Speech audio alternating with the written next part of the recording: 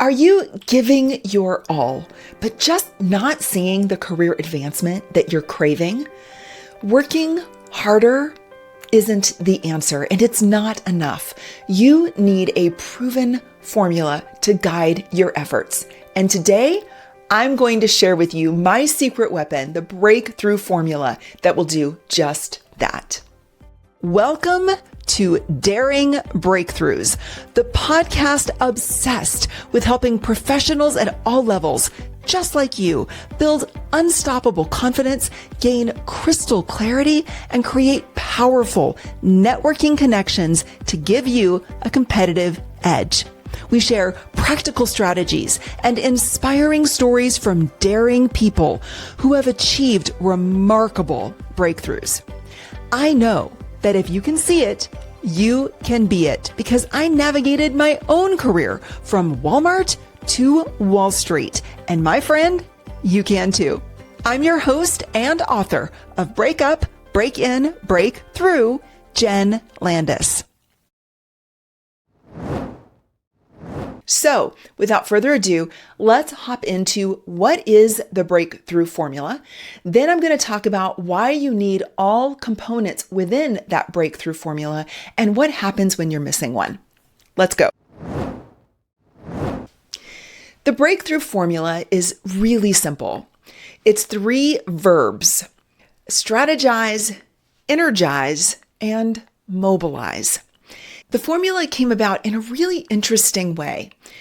When I was transitioning out of corporate life and my C-suite job, I was on a call with 2 PhD friends and colleagues, and we were talking about the transition and various points of transition within each of our lives and our careers. And one of them, who's super sneaky, asked me a question that seemed innocuous, but was really very difficult for me to answer.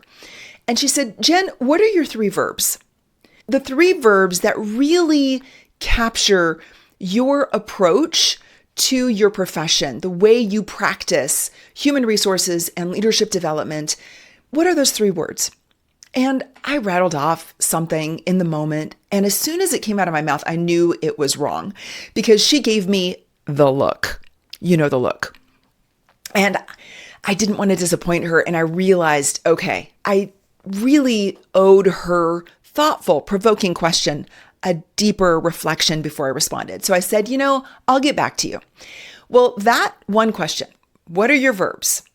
The verbs that define you, took me about 3 weeks of journaling and contemplation to figure out. I came back to her and I said, I've finally figured out my 3 verbs: strategize, energize, mobilize. I smiled, she smiled, and we both realized, yeah, those are the words that I have used throughout my career. As I started working on my book, I came back to those words. I just kept coming back, and I started thinking about how had those words shown up time after time after time in my career. And I realized that this mental construct is something I use when I make all of my professional decisions, whether I'm in a board meeting or I'm coaching someone one-on-one, or I'm trying to figure out what's not quite going right in my own work. I always come back to strategize, energize, mobilize. So let me dig a little deeper. When I talk about strategize, you can also think of this as the way you plan, the way you develop strategies for the plan that you're going to implement, but it's really a data collection period where you are pulling data together and you are asking yourself deeper questions, and you're really seeking to understand the work that you have ahead of you. And it often means that you're going to do external research, you may do environmental scanning, you may have conversations with people that are smarter than you, which I love to do, right? So it's this data collection period.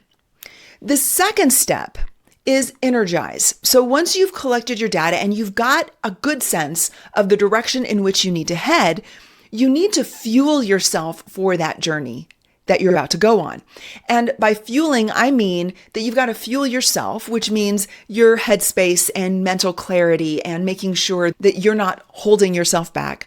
But it also means talking to and engaging with your community, letting your community be part of the plan that you've put together.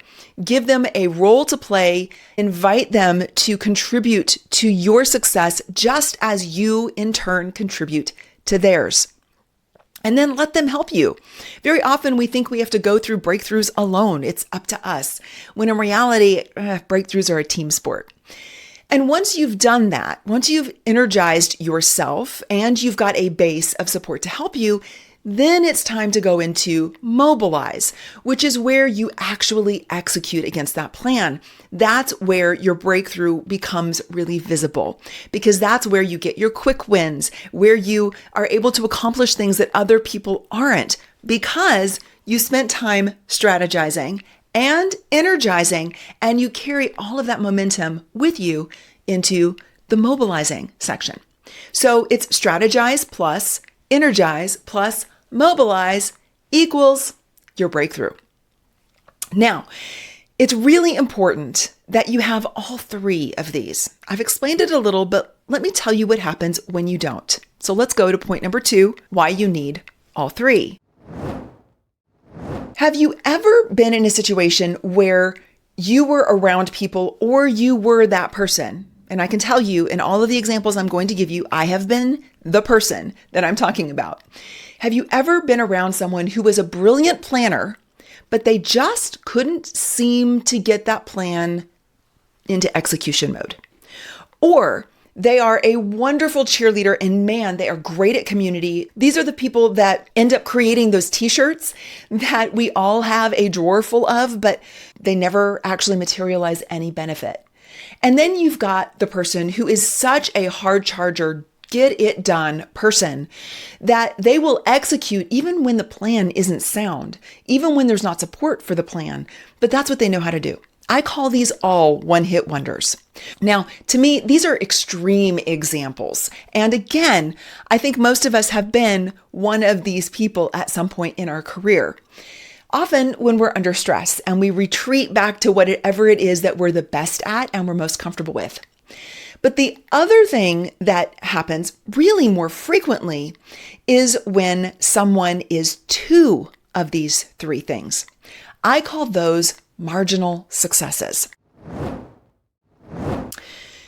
So when you are in a situation where you are a marginal success, this is where most people end up getting frustrated. As I said at the beginning, working hard isn't enough. And what we tend to do is we work really hard in two of the three S.E.M. areas. So let me give you an example. I have 3 fictional characters in my book, Shawn, Emily, and Magda. Shawn has Energize and Mobilize, but he lacks Strategize. And the way that plays out is that he is the best number 2 leader in the department. He can energize the team. He knows people's names, their babies' names, their pets' names, their hobbies on the weekend, and he genuinely cares about every single one. The team will do anything for Shawn. He can take that momentum, push it into execution mode. The team will execute, and they will execute well, and they will get it done. Where Shawn struggles is in having the vision, the strategy, and the planning ability to see what needs to happen next. And so because of that, he's not given the opportunities he wants to lead the entire team because he doesn't have the ability to direct the team before he energizes them and moves them into action.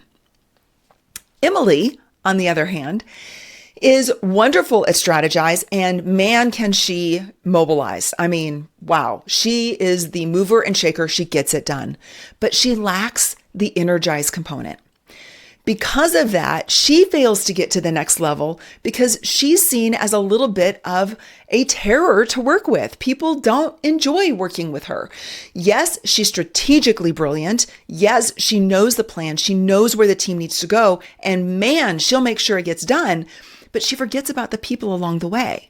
And as a result of that, people feel trampled by her. They feel unseen by her. Our third person, Magda, is brilliant at Strategize and Energize, but she fumbles when it comes to mobilize. So in Magda's case, she has a plan. She knows what needs to happen. She follows the trends in the industry. She's got a good handle on what needs to be done next. And boy, can she sell that vision to the team. The team loves her. She loves the team, and she gets everybody excited. But then when it comes time to mobilize, she fumbles. She spends so much time strategizing and energizing, she just kind of fizzles. The execution of the plan isn't as interesting to her, and she lacks some of the discipline that's necessary for herself and for accountability measures for her team to make sure that the plan is actually executed. So you're probably seeing yourself at one point in your career in one of these three. I can tell you there have been points in my career when I've been all three of these different times, right? Where I focused on one and then realized that wasn't working for me and I was struggling. And so it wasn't until I realized I had to have all three, and I had to have all three all the time. And I had to be considering all three all the time, that I really discovered the unlock of this breakthrough formula. And that's when things really started popping and happening. And that's when I gained a reputation as someone who could not only strategize and be that strategic thought leader, but I could also share the vision with the team and get the team excited about it and energized and willing to buy in to that vision, as well as mobilize and execute. So being able to do all three of these things, I'm going to tell you, is not something that we can take for granted. Not all leaders do these three things, certainly not naturally. We have to work at them. But if you're spending all of your time in two of the areas instead of all three, you're going to fumble somewhere. So the last thing I want to leave you with is that this S.E.M. system is very scalable. I've mentioned before that you can use it in lots of different ways, and I have used it in the moment, split second to make a decision. I run through S.E.M. Does it have all the components that I need in order for me to say yes to this opportunity? Or if I'm in a meeting, I can hear an idea and my thoughts will go, does it have components of S.E.M.? If not, if I'm not hearing the E, where do the people come in this? Then that's where I ask my questions. So you can use it in so many different ways. I've also used it as the major pillars for massive enterprise projects to make sure that we had all of the core components we needed within each S.E.M. pillar in order to be able to move that project forward. So it's really scalable. So this is why this is my secret weapon, because you can carry it around with you. You don't have to pull out a card to remember what it is. Strategize, energize, mobilize is what you're going to do. Now, if you're interested in going a little deeper with that, in another video, I'm actually going to introduce you to the Formula Generator tool. It is an online assessment that you can take that will help you gain some insight into your unique, personalized breakthrough formula and where you may be able to benefit spending a little bit more of your time in a more specific way. Well, that's a wrap for this episode. Thank you for joining me for this episode of Daring Breakthroughs. Don't forget to check out the show notes for free tools and links related to this episode. If you found value in this episode, would you like, review, and subscribe so that you don't miss the next episode? I'd love to have you join me throughout this entire journey. While you're at it, let's connect on social media. I'd love to hear from you. You can find me nearly everywhere with the handle Ask Jen Landis. That's Jen with 2 N's. And of course, if you need a speaker for your next event, I'm your girl. Check out my website, jenlandis.com. That's JENNLANDIS.com for all the ways we can work together. Until next time, share an insight you gained today with a friend, and then apply that insight by making one bold move. I dare you.